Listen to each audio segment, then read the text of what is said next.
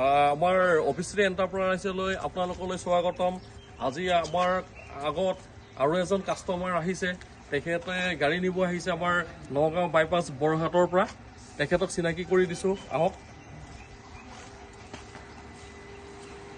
আহক।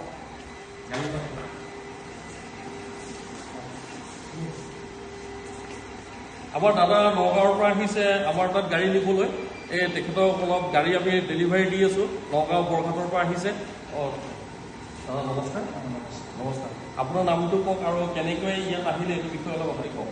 মোৰ নাম সৌৰভ বৰা আৰু মই নগাঁৱৰ বৰঘাটৰ বাসিন্দা।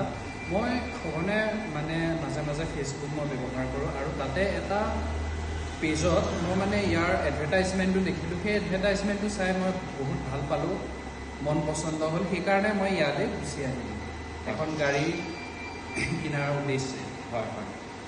দাদাই আমাক কণ্টেক্ট কৰিছিলে এই ফোন নম্বৰত কণ্টেক্ট কৰিছিলে যে দাদা গাড়ী এখন পাম নেকি। মই ক'লোঁ আজি আহক, আজিয়ে আপোনাৰ চিভিল চেক কৰি আজিয়ে ডেলিভাৰী দিম। সেইটো হিচাপত দাদাই আহিলে বৰঘাটৰ পৰা।